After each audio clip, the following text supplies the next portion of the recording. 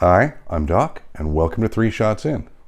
So the last time we met, we were talking about the whole competitive scene, the events, and why some events were great experiences and why some can be improved upon. I'm going to kick things off by speaking to an event I went up to last weekend in Sudbury called the Beer and Pretzel.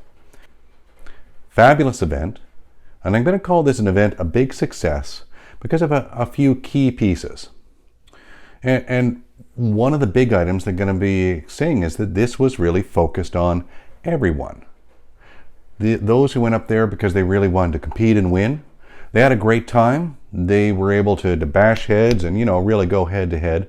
And they figured out who won, but they also had fun while doing it.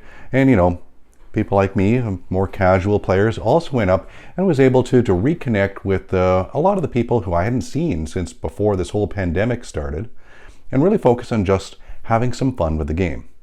Now, I'm going to speak a little bit more about it in another show, but, I brought up 100 Gene Stealers, and there was only one game that I did not get tabled on. And this really created a nice thematic set of games that I went through. And I had a lot of fun. I didn't expect to go up there winning everything. The fact that it was also a team event also contributed to the overall fun experience of the event, where everyone went up there with their own set of expectations that this would be a team event. We'd all be supporting each other. It would be us helping each other, and that helped create a really nice environment, which made the experience much more enjoyable. One of the key parts of the success that I'm going to call out, though, that it was run by people who saw this as an event first and a tournament second. Yes, it was called a team tournament. However, they really focused on the aspects of what would make this a fun event, a good experience for everyone. And that included things like introducing the entire event, actually having plenty of space for people to walk around, having a place to eat and socialize, and time to do it. A lot of people had come in from a lot of different locations, and having that opportunity to come in and reconnect, establish new friendships, for many of the people, and I'd say again that 90% of the people who were there, that's what they were looking for. And even those who were there for the competitive aspect was also able to experience that overall social aspect of the game while being competitive. So kudos to all the organizer of the Beer and Pretzel. I'm looking forward to going against next year, and congratulations. So one of the things I did touch on there, though, about why this was a big event, a successful event, was because of the type of people who did organize it. And I'm going to say this: when more casual players organize an event, they can focus on the overall experience without necessarily drilling down on the whole competitive aspect. When competitive players organize an event, their focus is on the competition. And that's okay. That is where their primary interest is. However, when you have that competitive focus, it really focuses just on those top 10% of the people, and often leaves out the experience for the other 90%.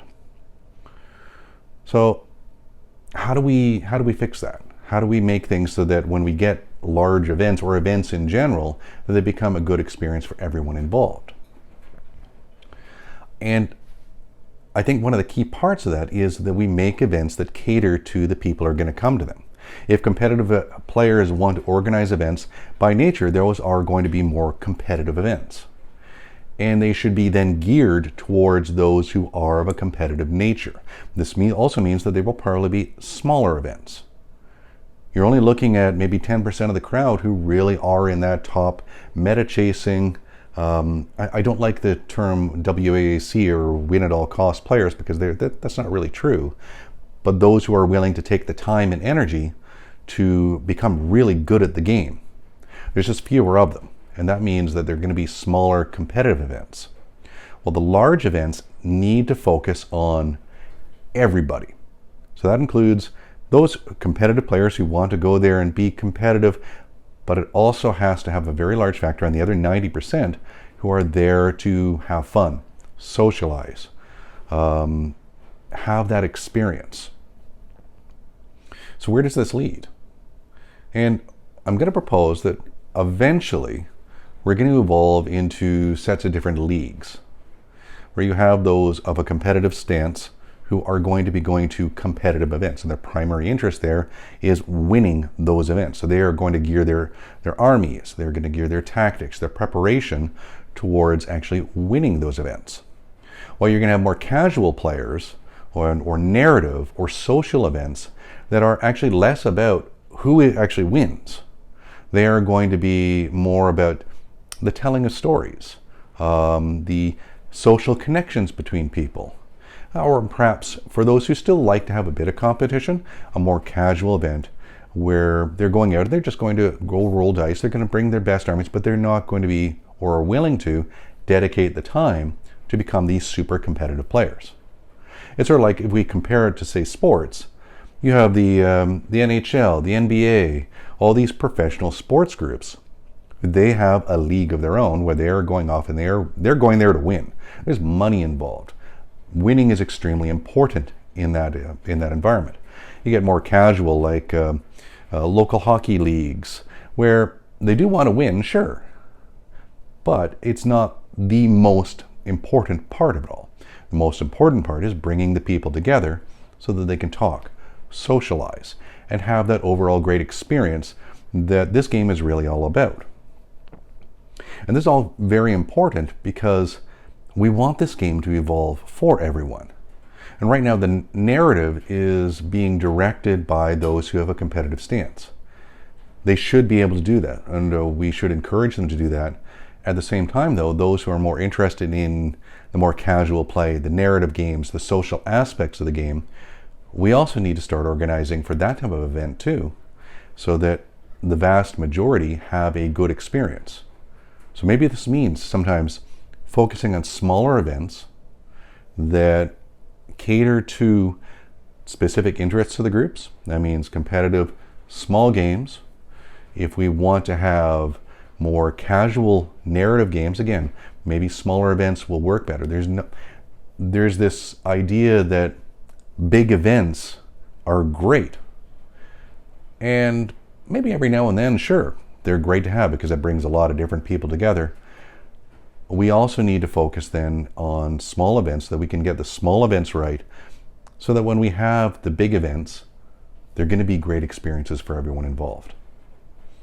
Anyways, that's my thoughts on the matter. I'd love to hear back from you, and we're going to continue sharing some of the concepts about what will make this a great experience for everybody involved as we move forward in 40K, whether or not it's competitive, casual, narrative, social, any of those different aspects. And going to keep my promise that as we move forward to putting our money where our mouth is at ScotchHammer, we are going to set up our own event at a to be determined date where we are really going to be focusing on making it a great experience for everybody. This is Doc from 3 Shots In, and cheers. Talk to you soon.